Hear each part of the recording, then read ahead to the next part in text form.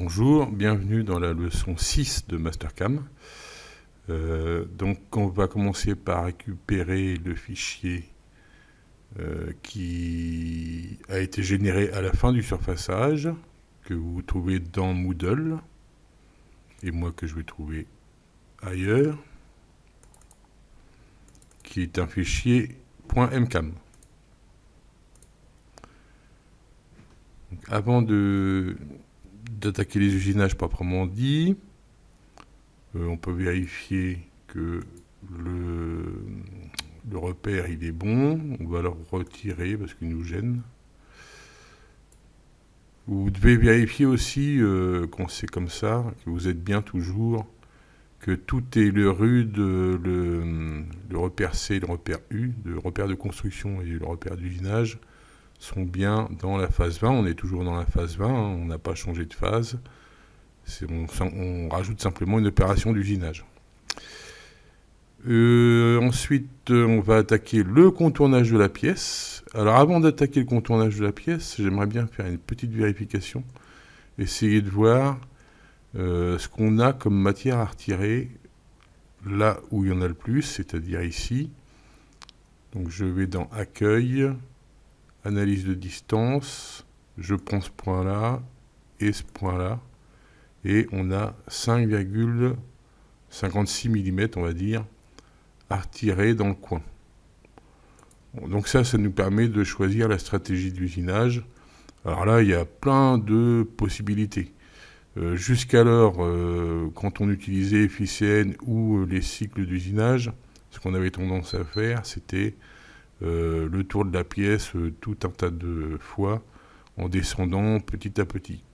Alors l'inconvénient de ce type d'usinage, c'est qu'on n'use que le bout de la fraise, puisqu'il n'y a que le bout de la fraise qui usine. Donc là, avec Mastercam, on va pouvoir s'y prendre autrement et usiner avec toute la hauteur de la fraise, ou bien avec une partie de la hauteur, mais en tout cas, plus uniquement avec le bout, parce qu'en fait, on ne se servait que de 1 ou 2 mm en bout de fraise, et puis le restant de la fraise était neuf.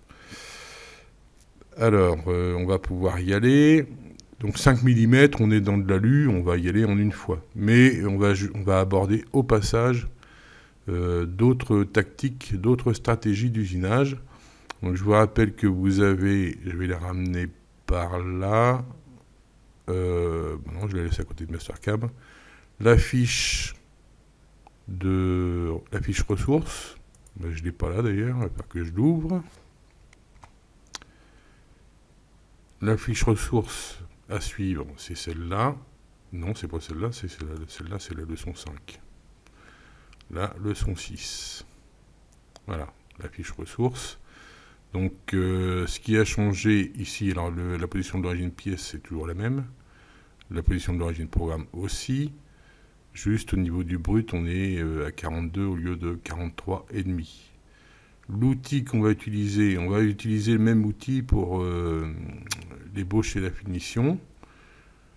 On a les conditions de coupe pour l'ébauche et pour la finition. Et ensuite, on a des renseignements qui concernent le paramétrage de l'usinage. Donc c'est une façon d'usiner, c'est une stratégie, on peut en utiliser d'autres, et d'ailleurs je vais plus ou moins aborder le sujet durant la leçon. Je retourne dans Mastercam, je vais dans les usinages, et je vais utiliser un contournage tout simple, en sachant qu'il existe le contournage dynamique. Donc le contournage, ici il faut faire bien attention à être en solide, 3D et boucle.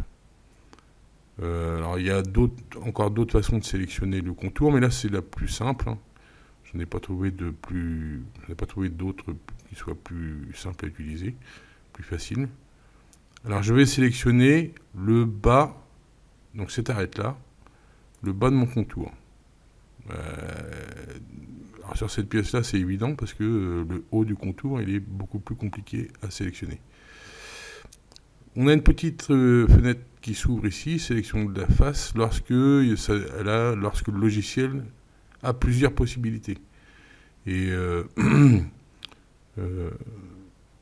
si je clique sur autre face, voilà, il nous propose de faire le contournage que de cette surface-là, jusqu'en haut. Non, nous, on va faire tout le tour. Donc, autre face, et je valide.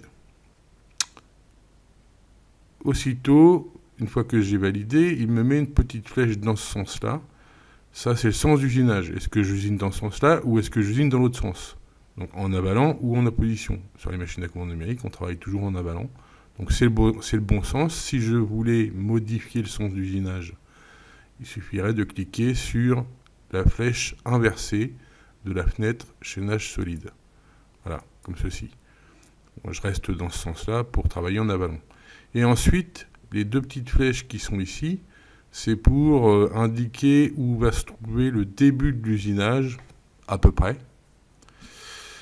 Alors, je vais cliquer plusieurs fois sur cette flèche-là et vous allez voir qu'elle va se déplacer tout autour de la pièce.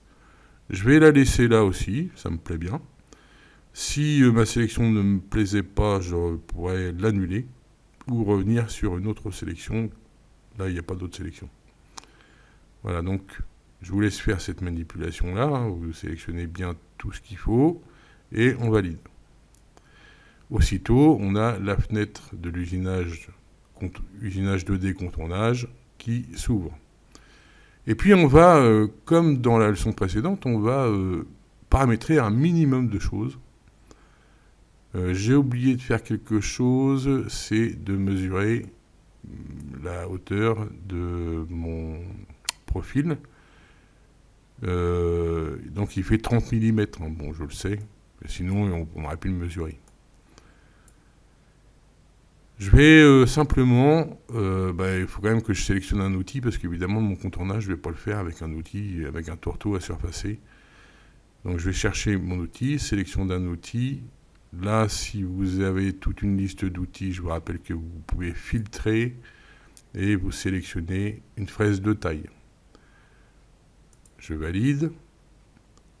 Ma fraise de taille, eh bien, ici, vous avez la hauteur d'usinage. Donc, il nous faut une hauteur d'usinage supérieure à 30. Et il se trouve que là-dedans, j'en ai qu'une, c'est la fraise diamètre 20, qui a une hauteur de coupe de 32 mm.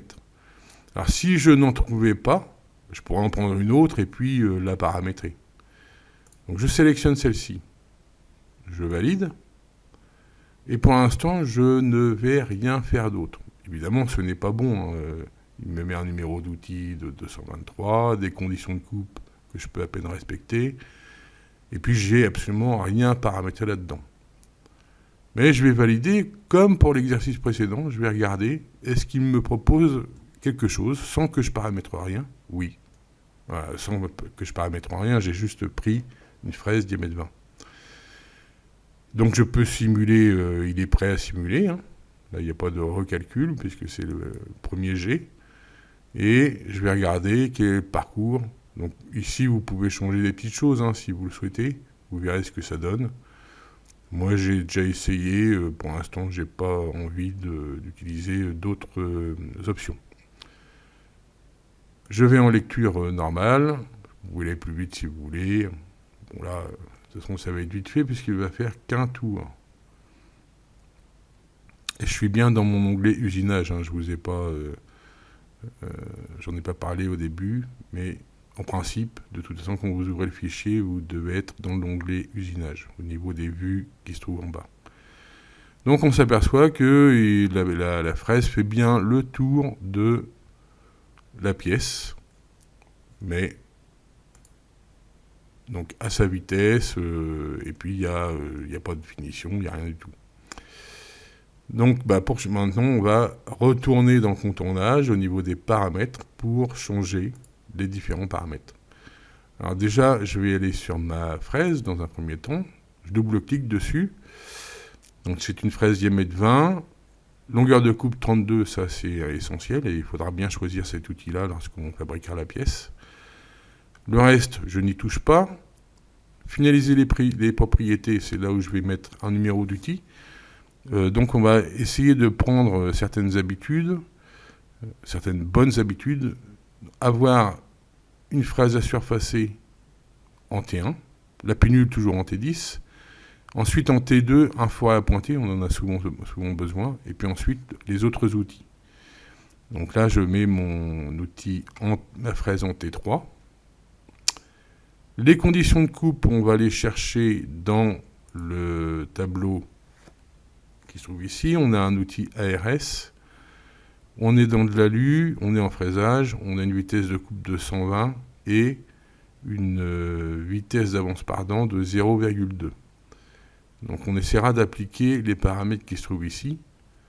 D'une façon générale, hein, on va prendre 4 tiers de la vitesse d'ébauche pour la vitesse de finition et puis de la moitié de l'avance par dent en finition. Donc 120, 0,2, et puis là, ça va nous donner en finition, ça va nous donner 120 fois 4, 480, divisé par 3, 160. 160 et 0,1. Comme ça, je n'ai pas besoin de revenir dans mon tableau, je retiens les valeurs. Bon, ces valeurs-là sont données également ici, 120, 0,2, 160, 0,1.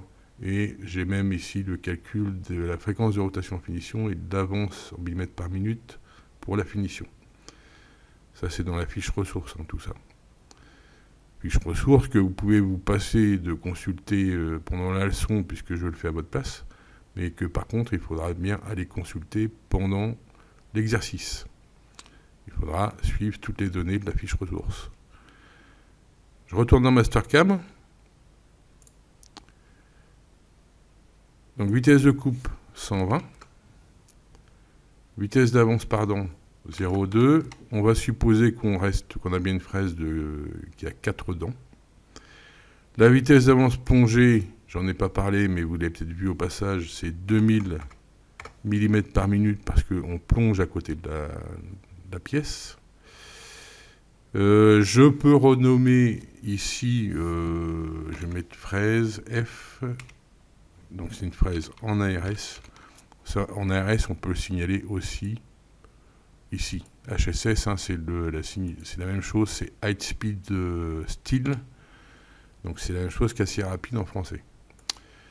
Et de taille, diamètre 20.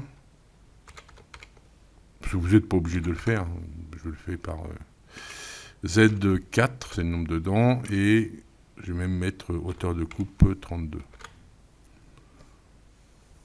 Bon, de toute façon, comme je vous ai dit dans la leçon précédente, il y aura sûrement à un moment donné une bibliothèque d'outils qui existera. Je termine au niveau de mon paramétrage d'outils. Bon, ça ne va rien changer au niveau de l'usinage puisque j'avais déjà une fraise diamètre 20. Simplement, je retrouve mes paramètres de coupe qui sont ici et qui sont bons et qui correspondent à ce qu'il y a sur la fiche ressources. Ensuite, on va aller directement, je vous ai déjà dit, un porte-outil, on ne le fait pas, c'est plutôt gênant qu'autre chose. On va aller dans les paramètres de coupe. Ici, il n'y a rien à faire. Hein. On ne laisse aucune surépaisseur, ni en ébauche, ni en finition. Ni sur les flancs, ni sur le fond. Donc, dans cette partie-là, il n'y a rien à faire. Passe de profondeur.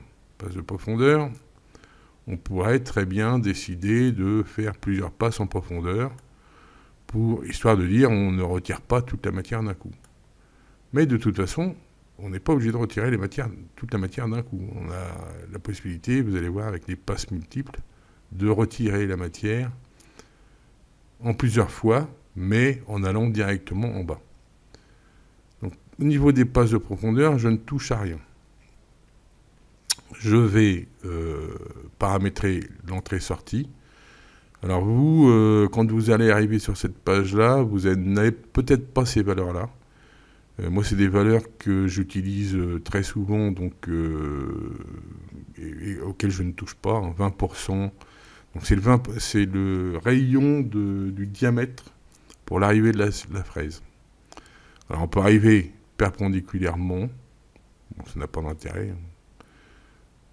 En tout cas, dans ce cas-là, ici, en fait, on a la place d'arrivée. Donc, 20% d'une fraise diamètre 20, ça va me faire un rayon de 4. C'est tout à fait acceptable. Donc, vous réglez la distance d'avance, donc ça fait 4 mm, donc de là à là, puis après un rayon de 4. Je pourrais mettre moins, étant donné que l'usinage, on va pas faire 15 fois le tour de la pièce, ça va. Et puis, encore une fois, on est au lycée, on n'est pas pressé.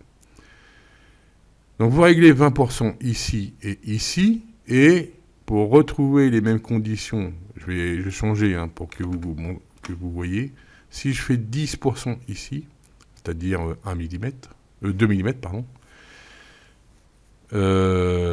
pas 10, c'est pas 10, c'est au lieu de 100%, ouais, à 100%, ça vous donne un diamètre 20. Pardon. Donc en fait, moi je veux, c'est 20%. 20%, ça donne 4 mm. 20%, ça me donne 4 mm. Et si je veux les mêmes conditions en sortie, j'ai juste à copier avec la double petite flèche ici. Et hop, je me retrouve avec des conditions de sortie égales, qui font 4 mm aussi. Donc là, on peut, à la rigueur, tout de suite valider pour voir le changement que ça occasionne. Donc je recalcule, là, ou si je clique là, je lui demande de régénérer. Et puis je vois qu'effectivement, l'entrée et la sortie sont beaucoup plus courtes que tout à l'heure.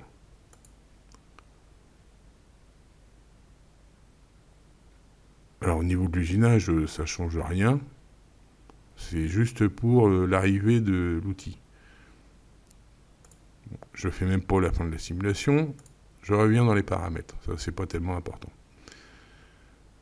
Par contre, le recouvrement, ça c'est donné dans la fiche ressources. Je veux un recouvrement de 5 mm. Qu'est-ce que c'est que le recouvrement? Si je ne mets aucun recouvrement, ça veut dire que la fraise va sortir exactement au même endroit qu'elle est rentrée. Et si je lui demande un recouvrement, elle va aller un petit peu plus loin. Ça permet, le recouvrement, ça nous permet d'être sûr et certain de ne pas avoir un filet de matière qui reste le long de la paroi. Donc ça, je vous conseille de toujours en faire un. 5 mm, par contre, c'est largement suffisant. On verra qu'il y a encore d'autres éléments à régler là-dedans plus tard. Le dépassement, là, c'est quand on veut aller plus loin, ce n'est pas le cas. Ça pourrait être le cas pour un fraisage de profil, où on veut retirer toute la hauteur de la pièce. Donc quand on veut retirer toute la hauteur de la pièce, en général, l'outil, on fait aller un peu plus bas. Dépassement, on n'est pas concerné. Passe multiple, par contre, là, on va être concerné. Je veux au minimum une passe d'ébauche et une passe de finition. Alors, passe multiple, j'ai vu tout à l'heure que j'avais 5,56 à retirer, donc je vais mettre 6 en ébauche. Je vais lui mettre une passe de finition de 0,2. Et puis, est-ce que c'est bien ce qu'on a dans la fiche? Oui, c'est 0,2, donc une passe en ébauche de 6 mm, une passe en finition de 0,2 mm. Et une passe à vide. Ça aussi, c'est donné dans la fiche ressources. Une passe à vide, ça veut dire qu'elle va refaire une fois le tour complet sans rien prendre. Alors pourquoi est-ce qu'on lui demande une passe à vide? Parce qu'on usine sur une grande hauteur. Donc la fraise va avoir tendance à fléchir vers l'extérieur. Et même si la passe de finition n'est pas très importante, 0,2 mm, il peut toujours y avoir une petite flexion, ce qui fait qu'on laisse un petit peu plus de matière que prévu. Refaire une passe à vide, et je pense que vous le verrez quand vous serez sur la machine, vous verrez que la fraise, elle reprend un tout petit peu de matière. Alors ça, évidemment, ça va avoir une influence sur notre usinage, donc on peut tout de suite regarder ce que ça donne. Je recalcule. Déjà, je m'aperçois, si je zoome, que cette fois-ci, j'ai 2 passages avec, en fait, 2 dixièmes d'écart entre la passe d'ébauche et la passe de finition. Je peux simuler. J'y vais. Je ne règle pas la vitesse de simulation. Pour l'instant, c'est juste une première vérification. Là, je n'ai même pas vérifié où est-ce que ça allait en profondeur. Apparemment, ça va tout en bas, il n'y a pas de souci. Alors que pour l'instant, à part lui donner le profil, je n'ai rien indiqué. Je m'aperçois simplement que l'outil a monté entre l'ébauche et la finition, ce qui n'est pas forcément utile.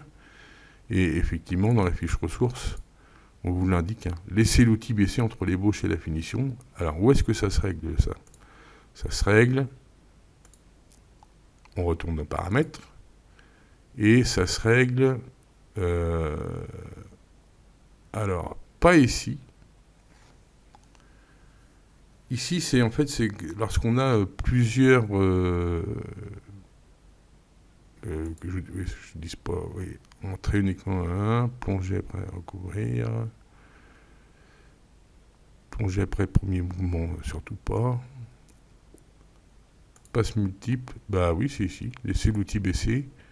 Et puis, alors ce que je voudrais, alors là, c'est pas le cas. Je suis pas concerné par cette partie-là. Voilà. Laissez l'outil baisser entre l'ébauche et la finition. Alors, c'est normal qu'ils nous le mettent là-dedans, puisque c'est là-dedans qu'on va déterminer le fait qu'il y ait plusieurs passes. Et puis, on a la possibilité de régler une avance travail et une vitesse de broche différentes pour la finition par rapport à l'ébauche, contrairement au surfaçage de la leçon précédente. Alors, il y a deux solutions, soit on prend la calculatrice ou le téléphone et puis on fait les calculs, soit on est un peu feignant et puis on retourne dans l'outil et on double-clique dessus et puis on regarde vite fait ce que ça donne en prenant 160 ici et 0,1 ici. Puis après on remet de toute façon il faut les noter quelque part. Alors là vous avez la chance d'avoir les valeurs qui sont données dans la fiche ressources. Par contre ce ne sera pas le cas pour l'exercice, ce sera à vous de vous débrouiller. Donc 2546 pour la fréquence de rotation et 1018 pour la vitesse d'avance. Mon outil, je ne change pas. Je retourne dans passe multiple. Et donc l'avance travail 1018 et la vitesse de broche 2546, si je ne me trompe pas. Oui, c'est ça. Ok, et en fait, on n'a plus qu'un critère à modifier, pas un seul, deux. On va bien vérifier qu'il part du bon endroit et qu'il va jusqu'à la bonne profondeur. C'est-à-dire, on va paramétrer ces données-là. Ces données-là, elles sont données dans la fiche ressources, encore une fois, comme dans la leçon 1. Donc en rétractation 5, donc je fais une petite différence entre la rétractation et la garde. Le dessus du brut, il est à 0, évidemment. Et la profondeur, elle est à moins 30 en absolu. Mais je vais vous montrer que on n'est pas obligé de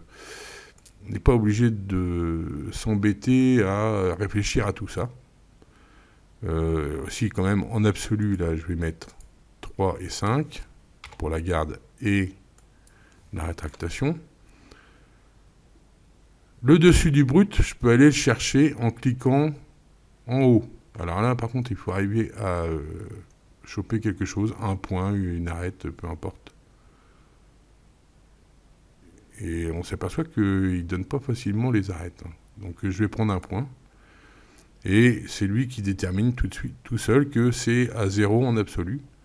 Et la profondeur, ici, de l'usinage. Donc pareil, là, je vais sélectionner l'arête qui est là. Et en relatif, c'est par rapport à l'arête que j'ai sélectionnée au tout début. Il me dit que c'est à 0. Bon. Ou alors, j'ai vérifié avant la hauteur de la paroi, et puis je lui mets qu'en absolu, on est à moins 30. C'est la même chose. Ça vous montre simplement qu'on n'a même pas besoin d'aller chercher les différentes mesures sur le plan ou même de les mesurer dans Mastercam. C'est à cet endroit-là qu'on peut les désigner simplement en cliquant aux bons endroits. Et il nous reste un élément, hein, si je regarde l'ensemble de mes paramètres, qui n'a pas été paramétré, c'est le lubrifiant. Donc toujours penser à le mettre. Alors flood et mist, je me suis renseigné. Flood c'est inondation, donc, et mist c'est brouillard. Donc nous on a de toute façon juste un tuyau qui arrive et c'est un jet de lubrifiant. Donc ce serait plutôt flood. Et je valide, et puis je vais regarder, je lui demande de recalculer, et puis je vais regarder s'il m'a bien fait toutes mes modifications. Alors là, je m'aperçois, ah oui, c'est vrai, j'ai mis 3 et 5 en absolu. Là, il vaudrait mieux que je mette 3 et 5 en relatif, c'est-à-dire que je peux arriver en rapide jusqu'à 3 à 5 mm au-dessus de cette arête-là. Donc, ce qui est dans la fiche ressources n'est pas bon. Je le modifierai pour vous quand vous ferez l'exercice, quand vous ferez la leçon. Paramètres, je retourne dans paramètres de transition. Et là, je le mets en relatif et non pas en absolu. Et je valide. Je recalcule. Et là, ah bah, alors là, je comprends pas. Là. Pourquoi est-ce qu'il m'a mis ça?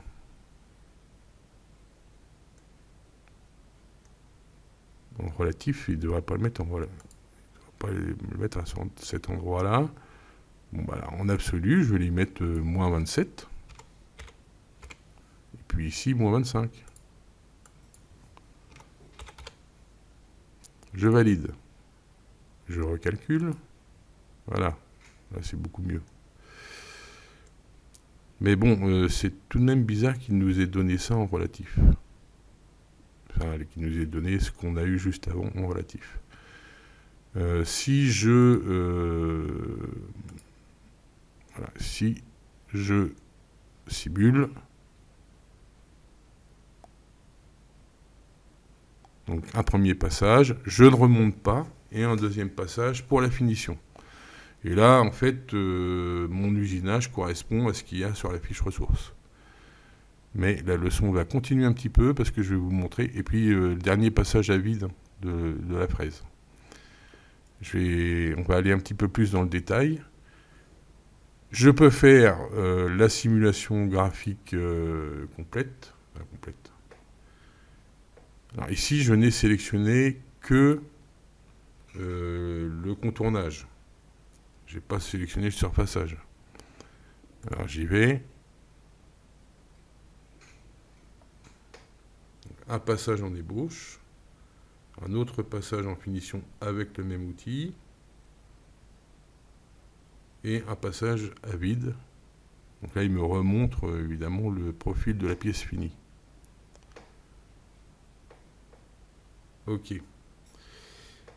On peut noter au passage ici qu'il nous donne tout un tas d'informations au niveau des coordonnées de points. Alors à gauche, on va agrandir un petit peu cette partie-là pour voir un petit peu tout ce qui est écrit. Alors, au niveau des mouvements, on a 42 mouvements. Voilà. Et vous allez voir qu'en fait, au niveau des infos du mouvement, ça change, ça évolue au fur et à mesure de la lecture. Ça ne bouge pas par contre. Alors, il y a des petites valeurs qui me chiffonnent, on vérifiera après. Et ici, ça évolue aussi en fonction de l'usinage. Donc on va revenir au début de l'usinage, puis on va regarder un petit peu ce qui se passe. Donc le retour au début, c'est ici. Je vous conseille de vous mettre en pas trop rapide, sinon on ne va rien voir du tout. Et on va lancer la lecture. On s'aperçoit effectivement qu'en haut, il y a le temps écoulé, effectivement, les mouvements qui défilent. Ensuite, il nous indique le type de mouvement. Est-ce que c'est un mouvement linéaire ou un mouvement circulaire? Ça ne change pas, c'est le contournage et c'est l'opération numéro 2. L'outil non plus ne change pas. Mais c'est parce que j'ai décidé de ne simuler qu'un seul usinage. Si je simule tous mes usinages après, on verra que ça changera. L'orientation de l'outil, il est parallèle à l'axe Z, 001. Position du bout de l'outil, il va au plus bas à moins 47, en X, 9 en Y, moins 25, ça c'est la position actuelle de l'outil. Donc ça c'est des valeurs qui changent, les coordonnées de l'outil au fur et à mesure de l'usinage, ça c'est des valeurs qui ne changent pas. La longueur totale de travail c'est 901 mm, puisqu'il fait, alors ça c'est tous les déplacements, hein, c'est-à-dire que c'est son arrivée en rapide, il fait 3 fois le tour, et puis sa sortie.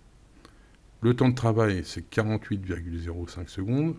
Ici, on a les coordonnées mini-maxi en X, Y et Z, et c'est ça qui me chiffonne un petit peu, parce que j'ai 2 dixièmes qui me paraissent un peu bizarres, là. Donc on verra tout à l'heure. La longueur en rapide, c'est 7 mm, ça dure 4 centièmes de seconde. Du coup, alors ça c'est la longueur en mode travail, plus la longueur en mode rapide, ça nous donne 4908. Et là, c'est le temps en mode travail, plus le temps en mode rapide, 48,09 secondes. C'est-à-dire que si ça se passe exactement dans les mêmes conditions sur la machine, qu'on met notre potentiomètre à 100%, la durée de l'usinage, ce sera 48 secondes. Et enfin, dans la dernière partie, il y a des valeurs qui changent, puis d'autres qui ne changent pas. Le lubrifiant, oui, c'est tout le long. Le type de compensation par ordinateur, donc ça, je ne sais pas encore exactement à quoi ça correspond. Je pense que c'est au niveau des correcteurs dynamiques, enfin, au niveau des correcteurs pris en compte pour le programme. Et si c'est vraiment ça, ça me chiffonne parce que du coup, les jauges outils qu'on rentre dans la machine ne sont pas prises en compte. Ce qui m'étonnerait quand même parce que j'ai déjà fait un petit peu d'usinage avec des programmes générés par Mastercam et puis il semblait que ça prenait en compte les correcteurs qu'on introduit dans la machine. La compensation, elle se fait à gauche. L'outil, il est tout le temps à gauche du profil usiné de la pièce. L'avance travail, donc ça change pendant l'usinage. Là, on était en avance travail, ça correspond à l'avance. En fait, ça, c'est l'avance rapide de la machine, 10 mètres par minute en G0. Et la vitesse de broche, elle est à 2546 tours, puisque on est là resté sur la finition. Ça se termine par la finition. Si je reviens en arrière, et puis je vais faire quelques petites pauses, je mets en lecture, hop, je me mets en pause. Et là, je m'aperçois que la position de l'outil par rapport à ce que j'avais tout à l'heure, elle a changé. La vitesse d'avance, c'est bien la vitesse d'avance en ébauche. Et là, la fréquence de rotation en ébauche. Je suis sur le G1. Et puis là, je vais vous demander de regarder ce qui se passe ici. Je vais remettre la lecture. Et vous allez voir qu'il a fait du G1, du G2, du G3 même en sortie. G2, G1. Là, les coordonnées changent. Ici, le temps s'écoule, évidemment. Là, je suis passé avec mes conditions de coupe de finition que je garde pour la passe à vide. Voilà, donc ça me permet de vérifier un petit peu certaines... ça me permet de vérifier que je ne suis pas complètement à côté de la plaque. Notamment, ce qu'on surveille tout le temps, c'est le Z. Donc le Z, le plus haut, il est à moins 25. C'est normal, puisque le Z, le plus bas, il est à moins 30, en absolu, par rapport à l'origine du programme. Et on est au maximum, au niveau de la rétractation, à 5 mm au-dessus de la position la plus basse. Ça, par contre, je ne sais pas pourquoi j'ai 2 dixièmes qui traînent là. On va voir, on va essayer de faire une vérification de parcours d'outils dans la fenêtre principale de Mastercam. Cette fenêtre-là, est-ce que j'y reviendrai? C'est pas sûr. Oui, on y reviendra pour vous montrer qu'on peut on peut simuler toutes les opérations d'usinage et non pas une seule. Donc je la ferme, mais je continue à parler, et je vais ici changer des paramètres. Alors non, avant de changer les paramètres, je vais vous montrer qu'on peut faire aussi une vérification du parcours d'outils dans cette fenêtre-là. On va dans Accueil, et dans la zone Analyse, vous avez analyse de parcours. Quand vous cliquez dessus, il y a une fenêtre qui s'ouvre avec différentes options que vous pouvez choisir. Donc ça, c'est l'affichage de l'outil, en ombré ou en filaire. On l'affiche ou on ne l'affiche pas. Et on règle l'opacité. Je vais le mettre à 100%. Ou l'opacité 0%. Peu importe. Et puis là, quand je vais lancer... alors, je n'ai même pas besoin de lancer la lecture. Je vais simplement lui demander... que j'ai demandé une opacité de 0%. 100%, il n'est pas du tout opaque. Ou, voilà, à moitié transparent. C'est pas mal aussi. Donc je vais zoomer sur mon parcours d'outils. Mon outil, il arrive ici, en descente, en rapide. C'est l'opération numéro 2. Position, là je suis à X47,2. Y-4 parce que je suis en train de descendre. Et Z-25, pardon, parce que je suis en train de descendre. C'est son point d'arrivée sur le point de rétractation en fait. Et Y-4. Y-4. Pourquoi Y-4? Oui, parce que j'ai un rayon de 4 ici. Et le X, moins 47,2, c'est normal. Donc la pièce, ça fait 60 par 60. Une fois qu'elle est finie, en fait, on retire 1 mm là sur le flanc, elle fait 29 mm de chaque côté. Oui, je ne dis pas de bêtises, elle fait 29 mm par rapport à l'origine programme. Hein, j'ai 30 mm. Quand elle est brute, j'ai 30 mm à gauche et 30 mm à droite. Et ici, sur le profil fini, je suis à 29 à gauche et 29 à droite en X. Donc pourquoi? Alors ici, j'arrive ici, 47, comment elle calcule 47? On va aller sur le profil fini, 39. Ici, j'ai un rayon de 4. 30, donc j'arrive à 43, même 43,2 même, puisqu'il y a les 2 dixièmes de finition. Et ici, 47,2 quand je suis tout au bout, c'est les 4 mm de distance. Alors de quoi je parle? Je retourne dans paramètres, dans l'entrée et sortie. J'ai 4 mm au niveau de la distance, hein, c'est cette distance-là, là, jusqu'au point rouge.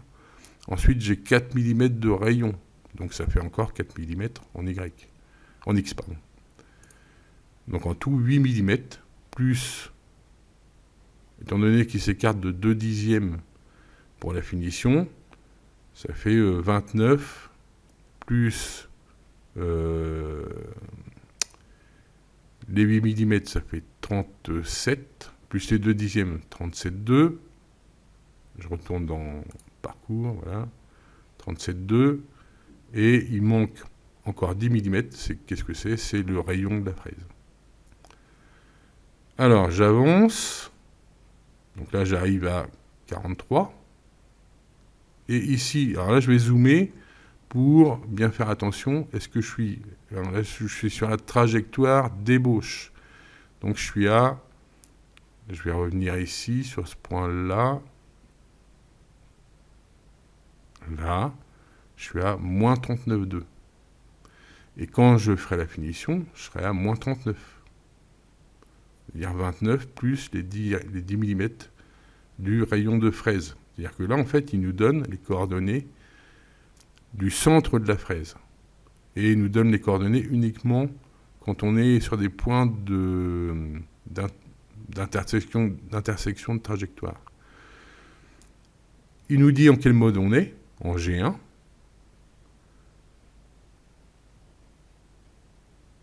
M8, c'est l'arrosage. Et puis on a l'avance travail et la fréquence de rotation de la broche. Et le 5, G1, 19, oui, c'est la distance, la longueur de parcours.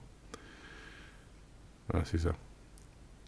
Donc, quand je passe d'une ligne à l'autre, vous avez les conditions de coupe qui changent. Ébauche, finition. Et puis j'ai bien, c'est ça que je voulais vérifier, hein. Je suis bien, quand je suis en finition, je suis bien à X. Alors, attendez, il faut que j'aille sur le point d'intersection. Là, le point rouge, que j'ai du mal à avoir. C'est pas grave, je vais aller sur le point vert, c'est beaucoup mieux. Donc, je voulais vérifier ça. Je suis bien à X moins 39.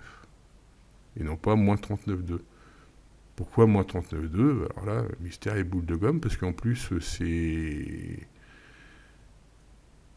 Bon, on vérifiera tout à l'heure quand on y retournera. Mais ça me paraît bizarre. Bon, donc là, tout est bon. On a bien une passe en ébauche et une passe en finition. Mettons que on trouve que on retire trop de matière d'un coup.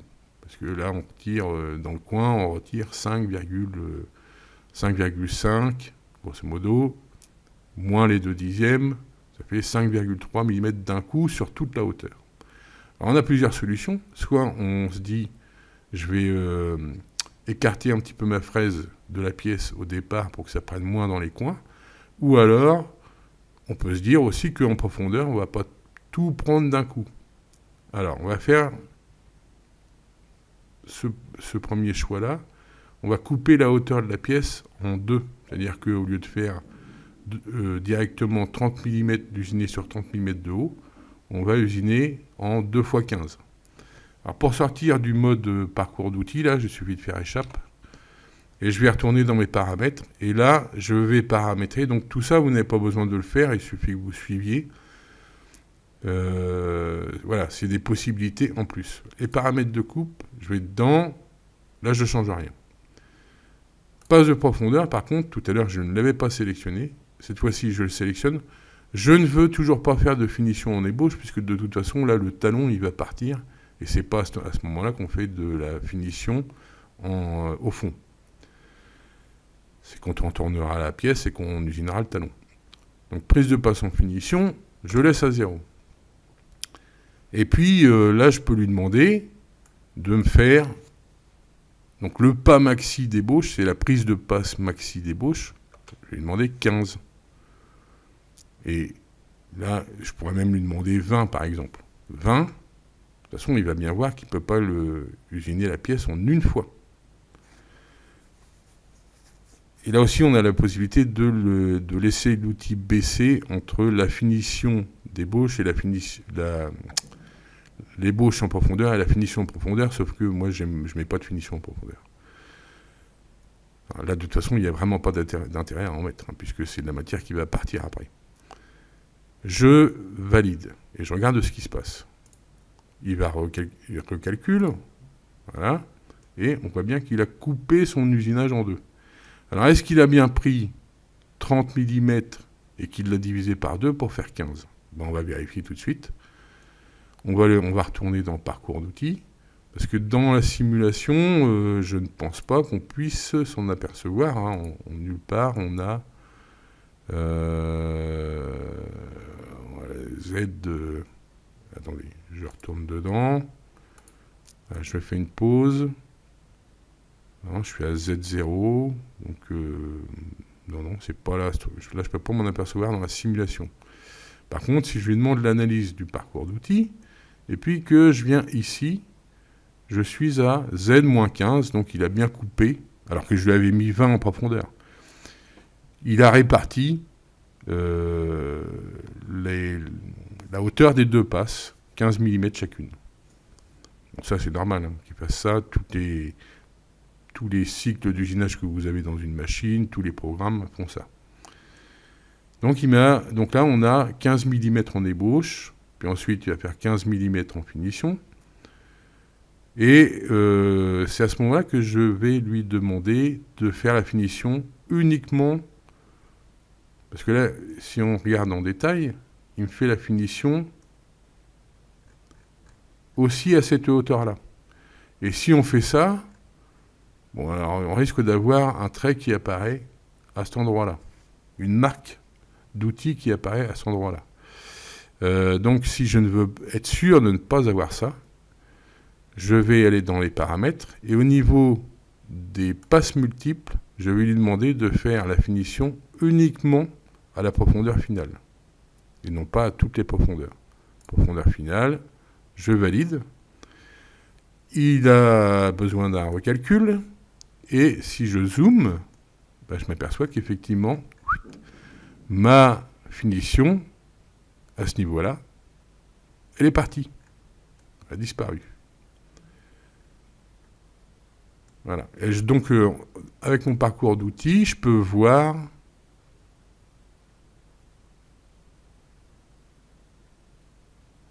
à quelle hauteur je me trouve en ébauche et en finition. Maintenant, autre solution, je fais échappe, et puis la leçon va se terminer là-dessus. Je vais prendre tout d'un coup, c'est-à-dire que passe de profondeur, j'en veux pas. Mais je vais faire plusieurs passes multiples. Et donc, ici, je vais lui demander de me faire des passes de, on va dire, 1,5 mm par exemple, et d'en faire 3. Moi, j'y viens un peu au pif. Je reste avec mes autres données, je valide, et je lui demande un recalcul. Alors effectivement, là je m'aperçois qu'en ébauche, il y a bien 3 passes. Alors c'est là où ça peut être intéressant de revérifier le parcours d'outils pour voir, pour la première passe, lors de la première passe, qu'est-ce que je retire comme matière. Ben, c'est vrai que j'en retire pas beaucoup. Alors, combien exactement, je ne peux pas vous dire. Mais visuellement, je vois bien que j'en retire pas beaucoup. Après, il ne faut pas oublier que c'est sur toute la hauteur de 30 mm. Voilà. Donc là, j'ai cette solution-là aussi. Donc, pour l'exercice qui va suivre, vous respectez ce qu'il y a dans la fiche ressources. Par contre, quand vous ferez des TP, et que je vous donnerai simplement un contrat de phase à suivre, dans le contrat de phase, vous avez tout un tas de données, notamment les conditions de coupe, mais la stratégie d'usinage, ce sera à vous de la choisir. Et puis, vous serez évalué là-dessus, notamment. C'est-à-dire, est-ce que vous avez choisi une stratégie d'usinage qui nous permet, sur la machine, de faire quelque chose qui sera bon. Et en tenant compte des données, enfin des conditions de travail dans un atelier de lycée, c'est-à-dire qu'on n'a pas des machines super puissantes, et puis qu'il n'est pas question de retirer des quantités de matière astronomiques. Déjà, l'outil, c'est pas sûr qu'il passe, et puis en plus même s'il passe, on risque de l'user très rapidement. Et nous, les pièces, on ne les vend pas, je vous le rappelle. Alors, 2 choses pour terminer. On va regarder comment ça a influencé les données de la simulation réaliste. Eh ben, le temps d'usinage, déjà, il va être beaucoup plus long, je pense. Tout à l'heure, on était à 48 secondes. Là, on est à 1 minute 14. Les coordonnées, le Y mini et maxi, il a changé. C'est plus le même. Le X non plus. Alors, c'est peut-être à ce moment-là, je ne sais pas. Ou alors, ces valeurs-là changent, mais Ah oui, c'est les valeurs maxi et mini. Oui, d'accord. Bah, maxi, c'est bon. Mini, par contre... Mini, c'est pas bon. Là, il y a quelque chose que je ne comprends pas. Bon, c'est pas très très grave, du moment qu'on peut faire la vérification du parcours d'outils dans l'autre fenêtre, qu'on a vu que c'était bon. Ces valeurs-là, même si elles sont pas bonnes, c'est pas très grave. Bon, elles sont sûrement bonnes. L'ordinateur ne se trompe pas, ni le logiciel. C'est que j'ai pas encore compris peut-être à quoi ça correspondait. Bon, j'étudierai tout ça plus tard. Je voulais aussi vous montrer que je peux simuler toutes les opérations d'usinage, alors soit en sélectionnant, en cliquant ici sur la petite flèche là, et je vois que les deux opérations sont cochées, ou bien, je vais en décocher une, voilà, en cochant l'autre. Je peux faire la même chose, sélectionner toutes les opérations d'usinage en appuyant sur la touche CTRL. En appuyant sur la touche CTRL, ça peut être intéressant parce que si on a par exemple 10 opérations d'usinage, je peux prendre la première et la dernière si ça m'intéresse. Bon, il n'y a pas de raison pour que ce soit intéressant, mais bon, on ne sait jamais. Alors, je vais simuler toutes mes opérations maintenant. Donc, en simulation réaliste. Bon, j'appelle ça comme ça. Mais... Et là, vous voyez qu'on va commencer sur du surfaçage dans la partie de droite. Mouvement rapide linéaire, donc on y va. Et évidemment, ça va changer au fur et à mesure. Là, je suis en surfaçage, maintenant je suis en contournage. Bon, évidemment, tout ça, ça se passe très très rapidement. Alors, donc l'avantage de pouvoir simuler toutes les opérations d'usinage. On peut simuler une opération d'usinage quand on veut l'étudier en détail. Puis évidemment, l'intérêt de simuler toutes les opérations d'usinage, c'est de voir ce qui reste de la pièce à la fin de la phase 20.